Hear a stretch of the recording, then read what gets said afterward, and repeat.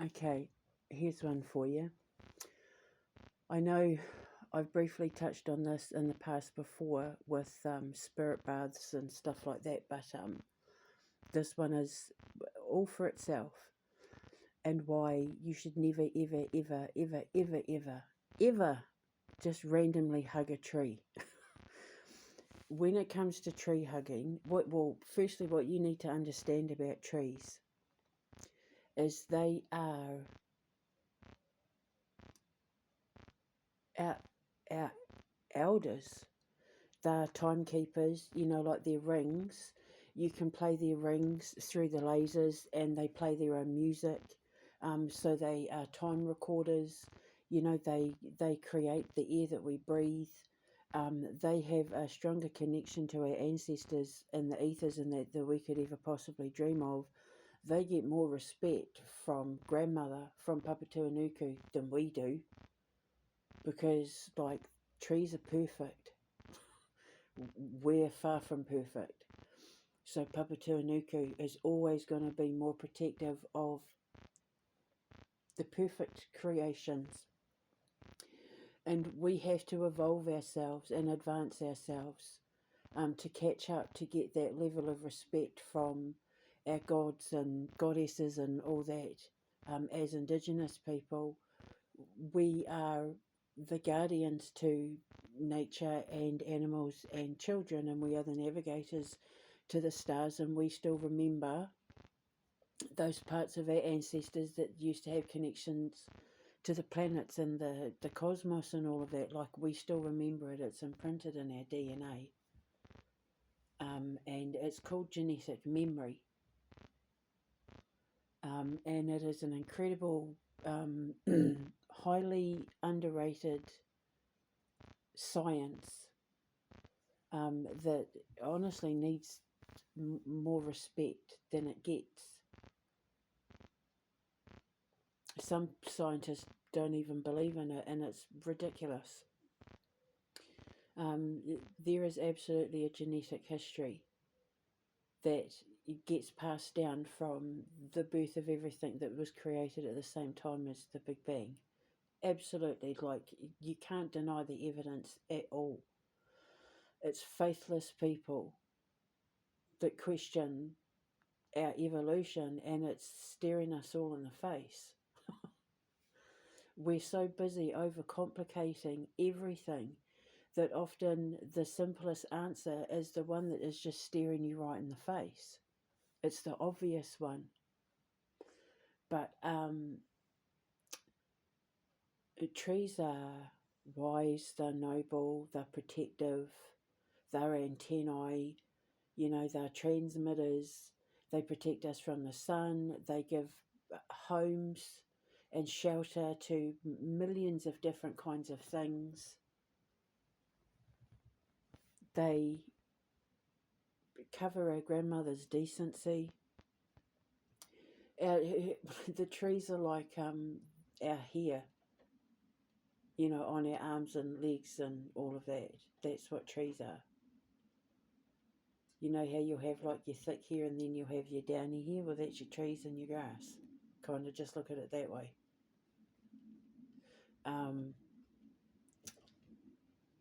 So when you're going to trees for a release, you can't just go to them for anything and everything. You should only be using trees to ground yourself for two reasons. One, when you're discombobulated, when you're dizzy, and you're maybe in shock, when your body's had a shock to the system and you need to kind of ground yourself and compose yourself, then go to the tree. Or if your heart is broken, then go to the tree. You hug the tree to ground yourself when you need to, when you're in shock, but you lean up against the tree when your heart is broken, so that your back is against the back of the tree. It doesn't matter the size of the tree. It really doesn't, as long as you don't hurt the tree. But the thing is that if you're around trees and you need to go to a tree because you need its help, you will automatically be drawn to the one that is calling for you. And then you go to that tree. You'll automatically know, like you'll just be pulled to the right tree, like you won't be able to take your eye off it. As soon as your eye lands on that tree, you'll know that's the one you have to go to.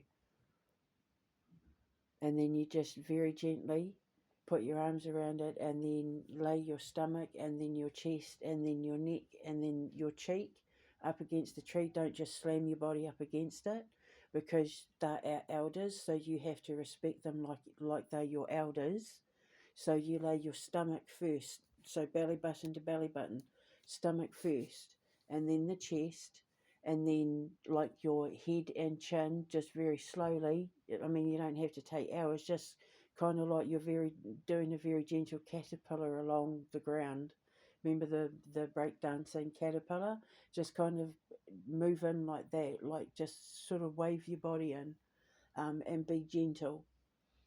Some trees don't like to be hugged, but you'll know, like I said, you'll be drawn to the one that has been chosen to heal you. And you will usually find that it's the male ones you're drawn to when you need to basically stop your head from spinning because you've just been in shock. And it's the female ones you'll be drawn to when you've got a broken heart, usually. Um, you just have to understand that you can't go throwing everything at the trees, because their roots are grounded under the soil, and everything that they take from us, they're like electromagnetic shock absorbers, and they know how to transmute their energy and turn it into things that help nourish the planet. They know how to do it with that kind of thing.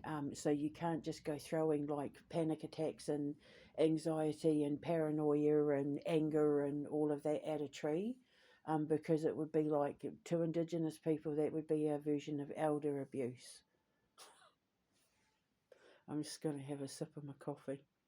I should call these little things coffee hour.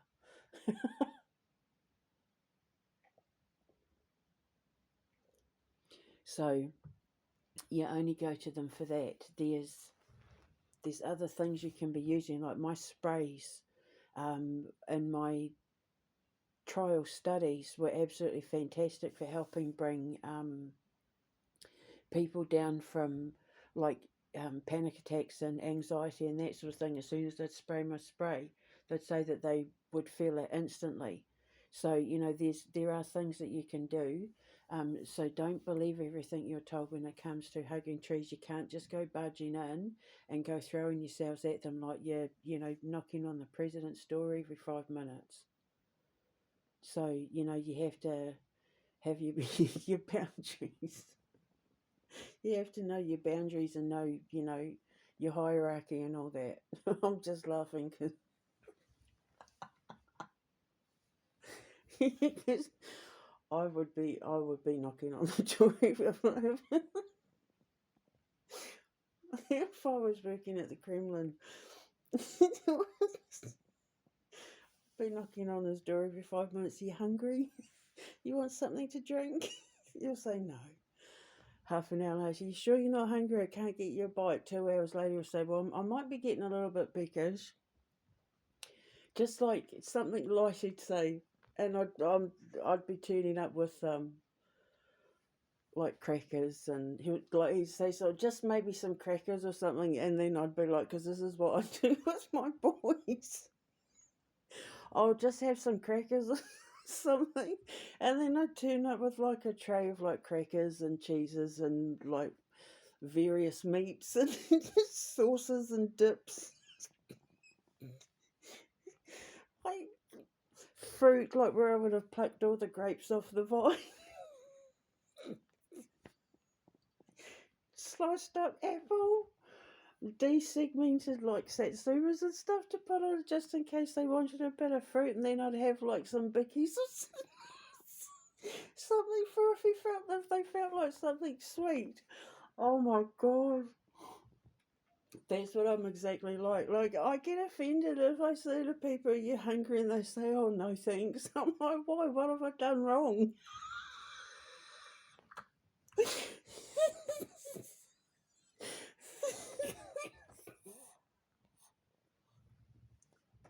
I'm that sort of person. So I'd be checking up on him every 5 minutes, making sure he was okay, spraying him down with my spritz, spritzing his office to push all the juju out.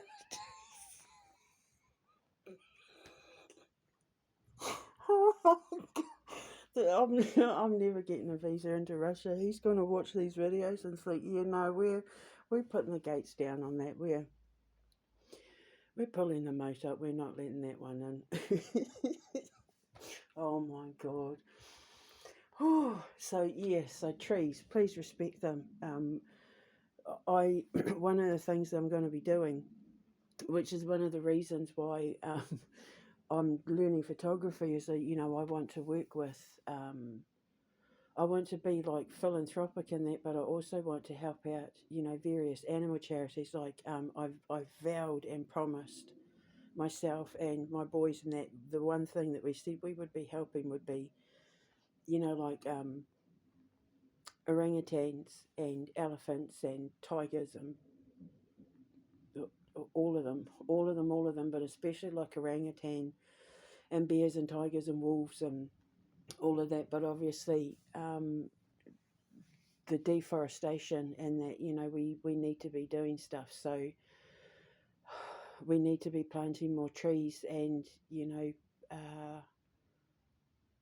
trying to do what we can to protect the Amazon and all of that. So whatever I can do to help, any way that my money can help, because especially I would really like to be working with a lot of indigenous tribes in Central and South America anyway. Obviously, I'm not going to go where I'm not invited or not wanted. I just want to give them the opportunity to make money. I just want to buy their goods off them pretty much without ripping them off.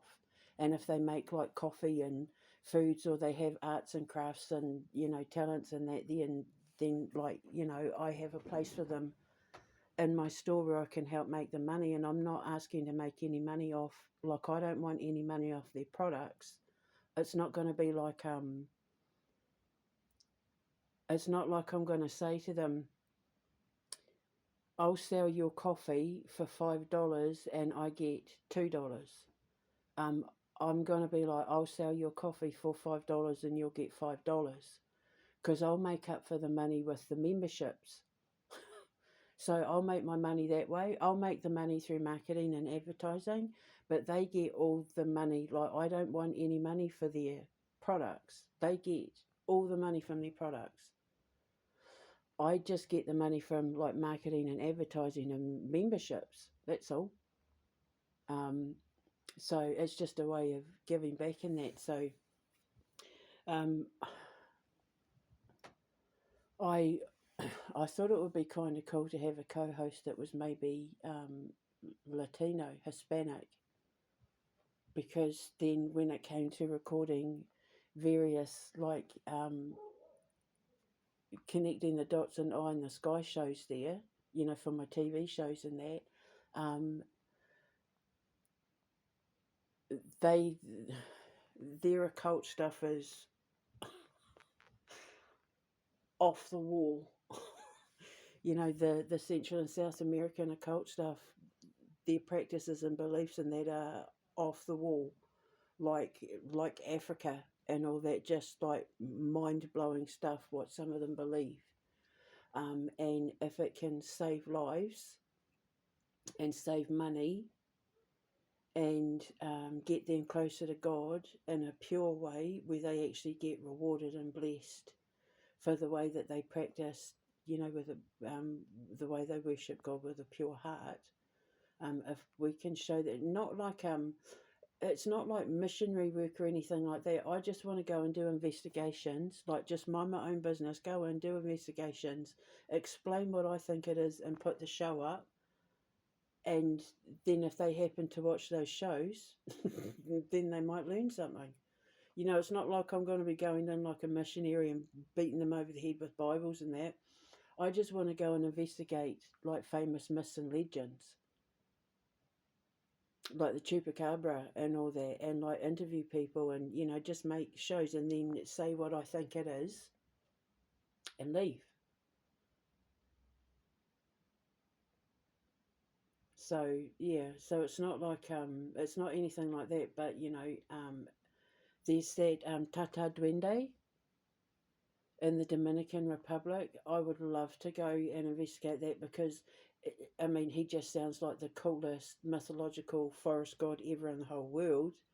I totally get his vibe, and I would love to check the Tata Duende out. So, yeah, we need good, good security, and you know, we're going to need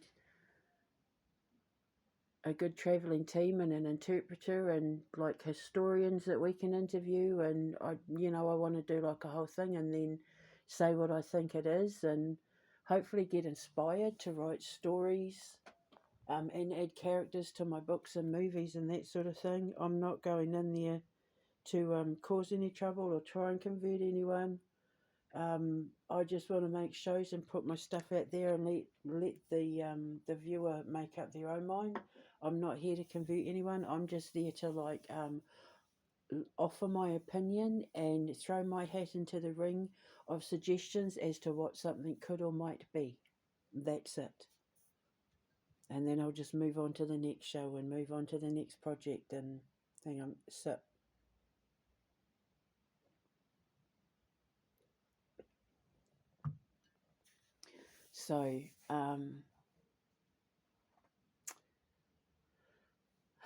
yeah. So um, trees.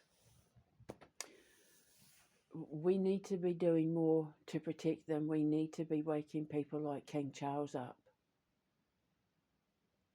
Um, One of the things that I plan on doing, you know, because I'm going to have to befriend people in government and people in business and that, who I believe um, aren't evil.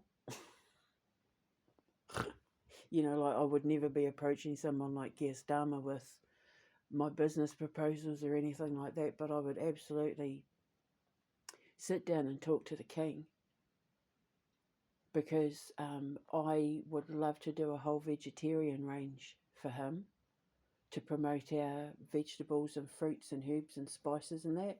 I've already got like a whole heap of vegetarian ranges that I would love to get his involvement in, and you know, like my sugarless jams and my sugarless steamed puddings and that, I would love to do like a King Charles range, like a, you know, a monarchy range where, you know, I got like the stamp, his little stamp to say, you know, approved by the monarchy. And then I'd send him gift baskets every month with my cheese and crackers and, you know, all my yogurts and all my dairy things. And yeah, I'd love to spoil and rot him with my products.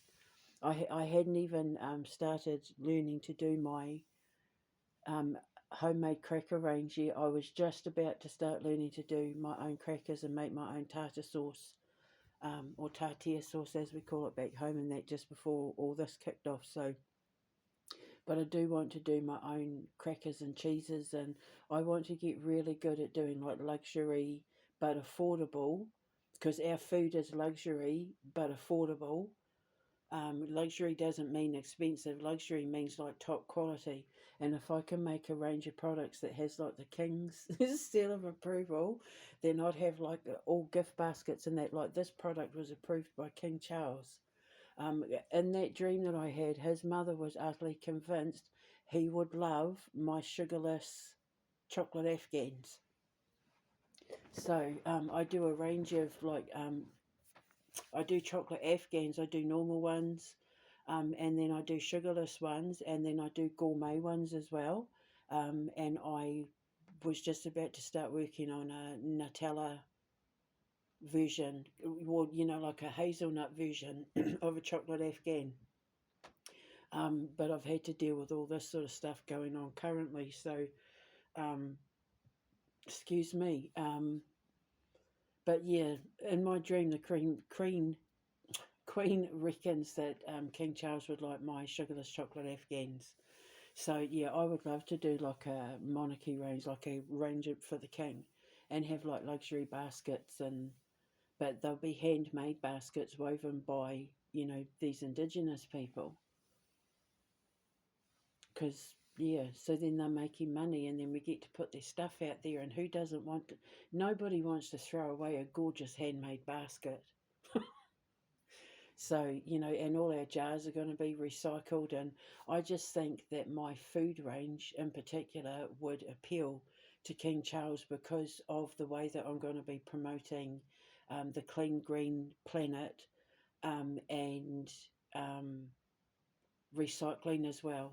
My business is heavily into recycled stuff, but it's just unfortunately with Starmer running this country, there's no way on God's green earth he's ever going to let a business like mine set up.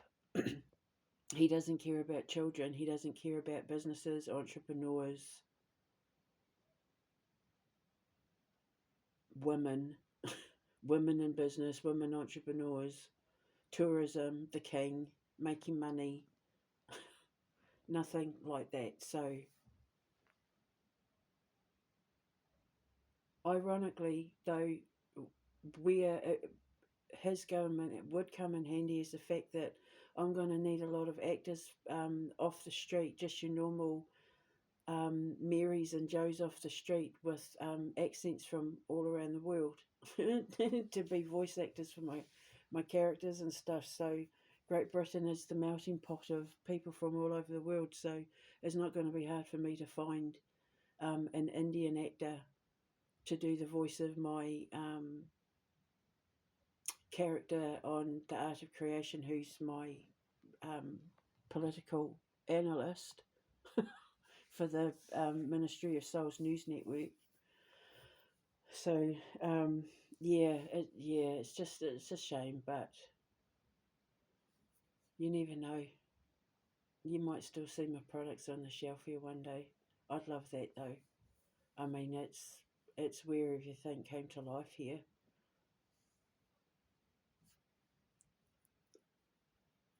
There's no better place to learn how to make ice cream than from Yorkshire, who have the best dairy, like in the whole of Great Britain. That and even my boys agree, and they're Scottish, and I'm from New Zealand, and we all agree that nobody does dairy like Yorkshire dairy. So yeah, I would love to do a vegetarian range for the king. Get a little stamp of approval. I used to see those on the side of buildings, and that how they used to give like the royal plaques and stamps and that of places where they approved of their butchers or whatever, and you just think, oh my god, that would be so cool. So, but you never know. Anyway, so I'm gonna go because my dinner's almost ready, and yeah. So now you know what to do and what not to do with trees. Just and we got to work together to get some more planted and start saving them, because once they're gone, like the bees, we're screwed. Then we really will have to get off this planet. And there are too many governments out there, like the one I'm currently having to deal with, who really do not care about the planet whatsoever. So it's just a shame I can't do anything here while that government is running everything, because I will never have access to the king to say to him, you really need to try my sugarless products. I think he would love my jams. I think he'd love my blueberry jam. um, I think he would love my berries and fruit, like breakfast compote to have on cornflakes and stuff. If he has cornflakes or like oats, I've got the perfect berry compote that you can also stick in like smoothies and have on ice cream, and it's 100% sugarless and so yummy and so good for you. Oh, it's just like it's sitting right there. The opportunity to help this country make a lot of money is sitting right there. The opportunity to help the king do something really beautiful for the planet is sitting right there. And the only thing that's standing between me and giving them the opportunity is the troll on the bridge. Starmer. Starmer and the trolls. Oh, whatever. I just need to focus on wherever it is I've got to go to next, and keep putting out these little shows so that you can learn. So I'm going to go and have my dinner now, and I shall speak to you later. Have a good evening. Ka kite anō. Mwah.